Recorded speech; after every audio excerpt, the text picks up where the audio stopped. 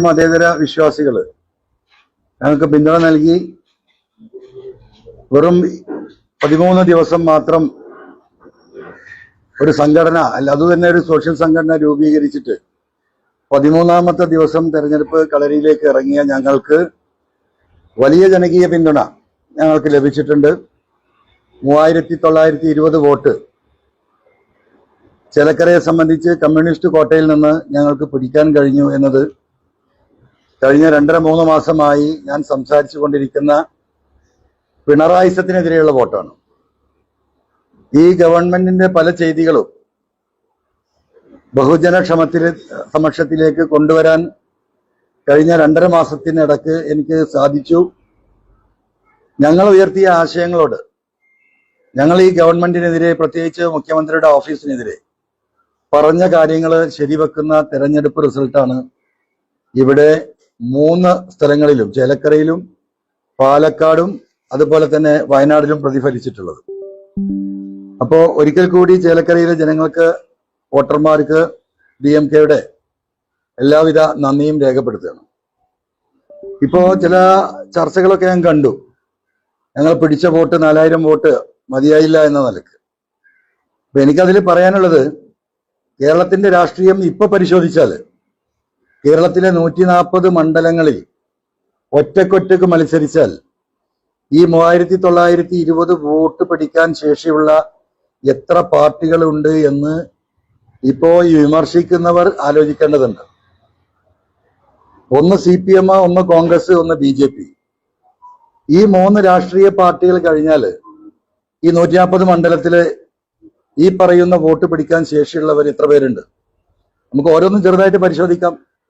CPI തന്നെ നമുക്ക് ആദ്യം എടുക്കാം. ഒരു ഉദാഹരണമായിട്ട് CPI ഈ 140 മണ്ഡലങ്ങളിൽ മത്സരിക്കുകയാണെങ്കിൽ ഒരു 20 മണ്ഡലത്തിലപ്പുറം ഏതെങ്കിലും ഒരു മണ്ഡലത്തില് 1000-ത്തിനപ്പുറം വോട്ട് കിട്ടുമോ, അല്ലെങ്കിൽ 2000 വോട്ട് കിട്ടുമോ എന്ന് കേരള ജനതക്കറിയാം. അതിന്റെ ഏറ്റവും വലിയ തെളിവ് 2011 ഇവിടെ ഏറനാട് ഞാൻ മത്സരിക്കുമ്പോൾ ഇടതുപക്ഷത്തിന്റെ പിന്തുണയോട് കൂടിയിട്ടാണ് യഥാർത്ഥത്തിൽ അന്ന് LDF സ്ഥാനാർത്ഥിയായിട്ടാണ് CPIയുടെ സ്ഥാനാർത്ഥി മത്സരിക്കുന്നത്. ഒരു വിഭാഗം CPMമാർ അവരെ കൂടെ ഉണ്ട്. എന്നിട്ട് അവർക്ക് കിട്ടിയ വോട്ട് 2400 വോട്ടാണ്. ഇവിടെ കേരള കോൺഗ്രസ് മാണി ഇവിടെ മത്സരിക്കുകയാണെങ്കിൽ എത്ര സീറ്റിൽ ഈ 3900 വോട്ട് കിട്ടും? ഒരു 10 സീറ്റിൽ അല്ലെങ്കിൽ ഒരു 15 സീറ്റിൽ, അതിന്റെ അപ്പുറം ഉണ്ടാവില്ലല്ലോ. മുസ്ലിം ലീഗ് കേരളത്തിലെ 4ാമത്തെ വലിയ പാർട്ടി എന്ന് പറയാം. ഒരു 10, 30, 40 സീറ്റിൽ അവർക്ക് നല്ല വോട്ട് കിട്ടിയേക്കാം. അതിനപ്പുറമുള്ള ഒരു 100 സീറ്റ് പരിഗണിച്ചാൽ ഈ വോട്ട് കിട്ടുന്ന എത്ര മണ്ഡലങ്ങൾ ലീഗിനുണ്ടാവും? അങ്ങനെ കേരളത്തിന്റെ ഓരോന്നും പരിശോധിച്ചാൽ, ഇപ്പോ LDFിലായാലും UDFിലായാലും ഘടകകക്ഷികളെ പരിശോധിച്ചാൽ എത്ര വോട്ടാ അവർക്കുള്ളത്? അവർ 2-3 മണ്ഡലത്തില്, അതിലപ്പുറമില്ല. അപ്പൊ സ്വാഭാവികമായിട്ടും 10-13 ദിവസം മാത്രമായ ഒരു സോഷ്യൽ സംഘടന, ഞങ്ങൾക്ക് നിയോജക മണ്ഡലം കമ്മിറ്റി ഇല്ല, പഞ്ചായത്ത് കമ്മിറ്റി ഇല്ല, ബൂത്തുകളില്ല, ബൂത്തിൽ പ്രവർത്തിക്കാൻ ആളില്ല. ഈ ഒരു സാഹചര്യത്തില് കേരളത്തിലെ ജനങ്ങൾ ഈ വിഷയം എങ്ങനെ ഏറ്റെടുക്കുന്നു എന്നറിയാൻ തന്നെയാണ് ഞങ്ങൾ നടത്തിയ പോരാട്ടം. ആ പോരാട്ടത്തിന് വലിയ രീതിയിലുള്ള പിന്തുണ കിട്ടിയതാണ്. ഞങ്ങളെ സംബന്ധിച്ച് എനിക്ക് വ്യക്തിപരമായിട്ട് ഒരു സ്വാധീനവും ഇല്ലാത്ത ഒരു പ്രദേശമാണ് ചേലക്കര. നിങ്ങൾക്കറിയാം, ഇത് മലപ്പുറത്തോ കോഴിക്കോടോ കണ്ണൂരോ ഒക്കെ ആയിരുന്നെങ്കിൽ ഇതിന്റെ ചിത്രം വേറെയാകുമായിരുന്നു. കൃത്യമായ രാഷ്ട്രീയ ആശയത്തിന് മാത്രം കിട്ടിയ വോട്ടുകളാണ് ചേലക്കരയിൽ ഞങ്ങൾക്ക് കിട്ടിയിട്ടുള്ളത്. പിന്നെ ഞങ്ങളെ പാർട്ടിയെ കുറിച്ച് വലിയ വിമർശനം നടത്തുന്നവരൊക്കെ പറയുന്നത് PC ജോർജ് പാർട്ടി ഉണ്ടാക്കിയിട്ട് എന്തായി എന്നാണ് ചോദ്യം.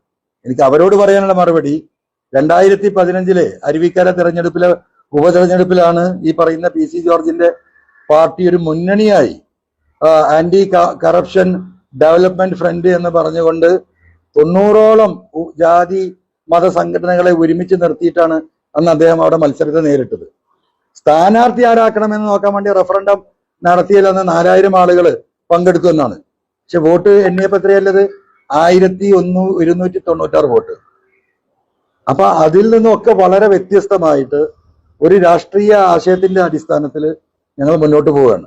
ഇപ്പൊ ചേലക്കരയിൽ തന്നെ ഞങ്ങൾ പരിശോധിക്കൂ, 39,600 വോട്ടുണ്ടായിരുന്നു സഖാവ് രാധാകൃഷ്ണന്. എങ്ങനെ ഈ 12,000-ലേക്ക് കുറഞ്ഞത്? 44,000 വോട്ടുണ്ടായിരുന്ന കോൺഗ്രസിന്റെ സ്ഥാനാർത്ഥിക്ക് 52,000 വോട്ടായിട്ട് അവിടെ ഉയർന്നു. ഏകദേശം 8,000 വോട്ട് CPM നിന്ന് ആര് പിടിച്ചു? ഈ പറയുന്ന UDF സ്ഥാനാർത്ഥി പിടിച്ചു. BJPക്ക് ഏകദേശം 9,000 ചില്ലാനം വോട്ടിന്റെ ഭൂരിപക്ഷം വർദ്ധിച്ചിട്ടുണ്ട് അവിടെ. അതായത് കഴിഞ്ഞ പ്രാവശ്യം 24,045 വോട്ടാണ് BJPയുടെ സ്ഥാനാർത്ഥിക്ക് 2021 നിയമസഭയിൽ ഉണ്ടായിരുന്നത്. ഇപ്പൊ അത് 33,604 എന്ന് പറഞ്ഞാൽ 9,564 വോട്ടിന്റെ വർധനവ് BJPക്ക് ഉണ്ടായി. ഇത് എന്ത് വോട്ടാണ്? ഇത് BJPയോടുള്ള മമതയോടുള്ള വോട്ടല്ല, ഇത് ഈ ഗവൺമെന്റിനെതിരെ പിണറായിസത്തിനെതിരെയുള്ള വോട്ടാണ്. ആ വോട്ട് തന്നെയാണ് 8,000 വോട്ട് കോൺഗ്രസിന്റെ UDF സ്ഥാനാർത്ഥിക്ക് വർദ്ധിച്ചിട്ടുള്ളത്. ആ വോട്ടിൽ തന്നെയാണ് ഒരു വലിയ വിഭാഗം 3,920 വോട്ട് ഞങ്ങൾക്ക് കിട്ടിയിട്ടുള്ളത്. അപ്പോൾ ആന്റി പിണറായിസം ചേലക്കരയെ സംബന്ധിച്ച് ഞങ്ങൾക്ക് ഒരു ജയിക്കാൻ ഒരു സാധ്യതയും ഇല്ലാത്തൊരു സാഹചര്യത്തിൽ അതിലെ വലിയ വോട്ടുകൾ മൂന്നായിട്ട് മാറി. ഒരു പെർസെന്റേജ് ഞങ്ങൾക്ക് വന്നു, ഒരു പെർസെന്റേജ് UDFിലേക്ക് പോയി, ഒരു പെർസെന്റേജ് BJPയിലേക്ക് പോയി. അപ്പൊ ഇതാണ് കേരളത്തിലെ ഇന്നത്തെ രാഷ്ട്രീയ ചിത്രം. അതുപോലെ തന്നെ നിങ്ങൾ പാലക്കാട് പരിശോധിക്കൂ. ഞങ്ങൾ പിന്തുണ നൽകിയിട്ടുള്ള പാലക്കാട് അപ്രതീക്ഷിതമായിട്ടുള്ള ഏറ്റവും ചുരുങ്ങിയത് ഒരു 4,000 വോട്ട് DMKക്ക് പാലക്കാട് ഉണ്ടല്ലോ. എല്ലാവരും അംഗീകരിച്ചിട്ടുള്ള കാര്യമാണല്ലോ. ആ വോട്ട് മുഴുവൻ അങ്ങോട്ട് പോവാണ്. അതുകൊണ്ടാണ് 17,000 18,000 വോട്ടിലേക്ക് അവിടെ ഉയരാൻ സാധ്യത. ഇനിയിപ്പോ നിങ്ങളിപ്പോ ഈ വയനാട് പാർലമെന്റ് തെരഞ്ഞെടുപ്പ് ഫൈനലായിക്കൊണ്ടിരിക്കുകയാണ്. ഞാൻ ഉറപ്പിച്ചു പറയുന്നു, പ്രിയങ്ക ഗാന്ധിക്ക് കിട്ടിയ ഏറ്റവും കൂടുതൽ വോട്ടുകൾ കിട്ടിയിട്ടുണ്ടാവുക നിലമ്പൂരും വണ്ടൂരും ഏറനാടുമാണ്. ഇത് ഞങ്ങൾക്ക് വ്യക്തിപരമായിട്ടും രാഷ്ട്രീയമായിട്ടും സ്വാധീനമുള്ള മണ്ഡലങ്ങൾ കണക്ക് വന്നുകൊണ്ടിരിക്കുകയാണല്ലോ. അപ്പൊ ഞങ്ങൾ ഇടപെട്ടെടുത്തെല്ലാം ആന്റി പിണറായിസം നന്നായിട്ട് വർക്കൗട്ട് ആയിട്ടുണ്ട്. അതുകൊണ്ട് ഈ രാഷ്ട്രീയം തന്നെ ഉയർത്തിപ്പിടിച്ചുകൊണ്ട് അതിശക്തമായി 140 മണ്ഡലങ്ങളിലും കമ്മിറ്റികൾ ഉണ്ടാക്കി, നിയോജകമണ്ഡലം കമ്മിറ്റികൾ, പഞ്ചായത്ത് കമ്മിറ്റി, വാർഡ് തല കമ്മിറ്റികൾ. ഒരു വർഷം കൊണ്ട് വരുന്ന പഞ്ചായത്ത് തെരഞ്ഞെടുപ്പിന് മുമ്പ് കേരളത്തിലെ മുഴുവൻ ജനങ്ങളെയും ഒരുമിപ്പിച്ച് നിർത്തിക്കൊണ്ടുള്ള ഒരു മുന്നേറ്റം ഞങ്ങൾ രാഷ്ട്രീയമായി നടത്തും. അതിന് ഞങ്ങൾക്ക് കിട്ടിയിട്ടുള്ള ഏറ്റവും വലിയ ഊർജമാണ് ഇപ്പോൾ ഈ DMKയുടെ തെരഞ്ഞെടുപ്പ് റിസൾട്ട്.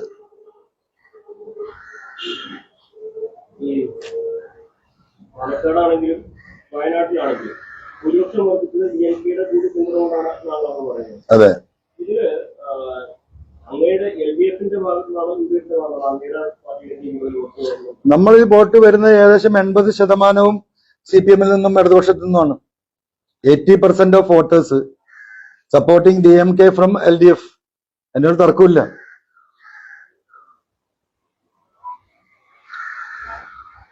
അത് ആന്റി പിണറായിസം ഇവിടെ നിലനിൽക്കുന്നുണ്ട്.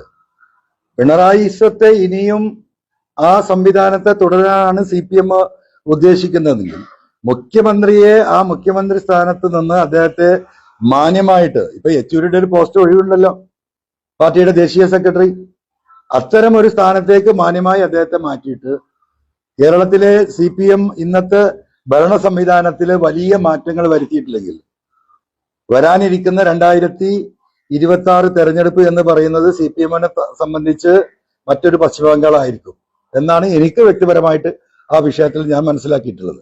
പാലക്കാട്ട് കോൺഗ്രസിനെ ചൊല്ലി വലിയ വിവാദങ്ങളുണ്ടായിരുന്നു. അപ്പോ അവിടെ രാഹുൽ വിജയിക്കുന്ന സാധ്യതയുണ്ടായി. താങ്കൾ തന്നെ പറഞ്ഞിരുന്നത് കോൺഗ്രസ് അവിടെ കാര്യമായി പ്രവർത്തിക്കുന്നില്ല, ഇങ്ങനെ പോയാൽ അവിടെ തോൽവി സംഭവിക്കുമെന്ന് പറഞ്ഞു. അത് പറഞ്ഞിരുന്നത് വാസ്തവമാണ്. അതിനുശേഷം കോൺഗ്രസ് നേതാക്കന്മാരായിട്ട് സംസാരിച്ചല്ലോ. അതിനുശേഷം അവർ തമ്മിലുള്ള അഭിപ്രായ വ്യത്യാസങ്ങൾ പലതും പറഞ്ഞു തീർത്തു. വളരെ ശുഷ്കാന്തിയോട് കൂടിയിട്ട് കഴിഞ്ഞ ഒരാഴ്ചയാണല്ലോ കോൺഗ്രസ് അതിശക്തമായി പ്രവർത്തിച്ചത്. അതിന്റെ കൂടെ റിസൾട്ടാണ് ഇപ്പോൾ ഉള്ളത്. നമ്മൾ വസ്തുതകളാണ് ചൂണ്ടിക്കാണിച്ചു കൊടുത്തത്. നമ്മൾ വെറുതെ പറയല്ലേ ഏത് പഞ്ചായത്തിലാണ് പ്രശ്നം, എവിടെയാണ് കോൺഗ്രസിന്റെ ഇന്റേണൽ പ്രോബ്ലംസ് എന്നുള്ളത് നമ്മളുടെ അറിവുകൾ നമ്മൾ നേതാക്കന്മാരുമായിട്ട് കൺവേ ചെയ്തിരുന്നു.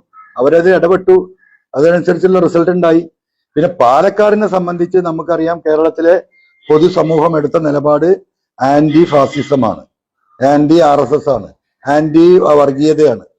അതുകൊണ്ട് തന്നെയാണ് വേറെ ഒരു കാര്യം ആലോചിക്കാതെ അവിടെ ആ രീതിയിൽ വോട്ടുകൾ വന്നത്. അവസാനമായിട്ട് ക്രിസ്ത്യൻ വോട്ടുകൾ ഒരുമിച്ച് കോൺഗ്രസിലേക്ക് BJPയിലേക്ക് പോകുന്നു എന്ന വാർത്തകളൊക്കെ ഉണ്ടായിരുന്നല്ലോ. അതൊന്നും ഒരു അടിസ്ഥാനപരമായിരുന്നില്ല എന്ന് ഇപ്പൊ പാലക്കാട് തെരഞ്ഞെടുപ്പ് തെളിയിച്ചിരിക്കുകയല്ലേ.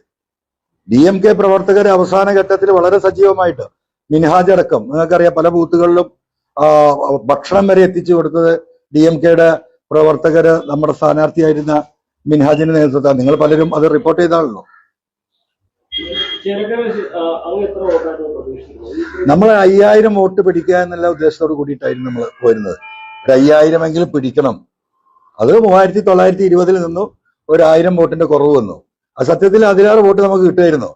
എന്ത് സംഭവിച്ചു കഴിഞ്ഞാൽ പാലക്കാട് തെരഞ്ഞെടുപ്പ് ഒരാഴ്ച നീണ്ടപ്പോ പാലക്കാട് ഉണ്ടായിരുന്ന മുഴുവൻ നേതാക്കളും UDFന്റെയും LDFന്റെയും നേതാക്കൾ, പ്രത്യേകിച്ച് LDFന്റെ നേതാക്കന്മാര് ഒരാഴ്ചയിലധികം ഈ പറയുന്ന ചേലക്കരയിൽ വന്നിട്ട് ഞങ്ങളെ ഡിഫെൻഡ് ചെയ്യാനാണ് നോക്കിയത്. ഓരോ വീടുകളും കയറി ഇറങ്ങി ആ വോട്ടുകൾ തടുക്കാനുള്ള വലിയ ശ്രമം നടത്താൻ LDFന് സാധിച്ചു, ഇലക്ഷൻ നീണ്ടതുകൊണ്ട്. അല്ലെങ്കിൽ ഒരു 7000 വോട്ടിലേക്ക് ഞങ്ങൾ എത്തുന്ന രാഷ്ട്രീയ സാഹചര്യം അവിടെ ഉണ്ടായിരുന്നു. ഇപ്പൊ ഈ പ്രതിപക്ഷമായിട്ട് സഹിച്ചാണ് ഇപ്പൊ മുന്നോട്ട് പോയത് പാലക്കാട്. ഇനി എങ്ങനെ അങ്ങനെ തന്നെ മുന്നോട്ട് പോകാനാണ് ഉദ്ദേശിക്കുന്നത്? അല്ല, നമ്മുടെ രാഷ്ട്രീയം പറഞ്ഞുകൊണ്ട് ഈ പറഞ്ഞല്ലോ, ഞങ്ങൾ ഉയർത്തിയ ആന്റി പിണറായിസം, ആന്റി ഫാസിസം, ഈ 2-3-4 വിഷയങ്ങൾ ഉയർത്തിക്കൊണ്ട് നമ്മൾ സംഘടനാ സംവിധാനം ശക്തിപ്പെടുത്തി മുന്നോട്ട് പോകും പഞ്ചായത്ത് തിരഞ്ഞെടുപ്പ് വരെ.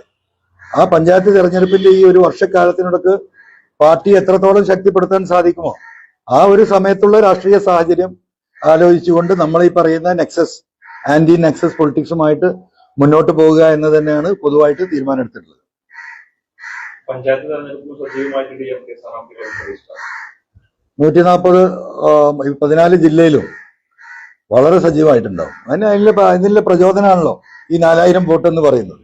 ഇത്രയും നിങ്ങൾക്കറിയാം, LDFന് 98 MLA-മാര്, അതിൽ 10-21 മന്ത്രിമാര്, 10-20 8-10 MP-മാര്, കോൺഗ്രസിനെ സംബന്ധിച്ച് പ്രതിപക്ഷ നേതാവ് ഉൾപ്പെടെയുള്ള 10-40 MLA-മാര്, 10-20 MP-മാര്, BJPയെ സംബന്ധിച്ച് വലിയ കേന്ദ്രമന്ത്രിമാർ ഉൾപ്പെടെ ഇവരെല്ലാം കൂടെ ചവിട്ടി മതിച്ച ഒരു ഇഞ്ച് നീങ്ങാൻ ഗ്യാപ്പില്ലാത്ത മണ്ഡലത്തിൽ നിന്നാണ് ഈ 3920 വോട്ട് വാങ്ങുക എന്ന് പറഞ്ഞാൽ അത് ചെറിയ രാഷ്ട്രീയമല്ലല്ലോ.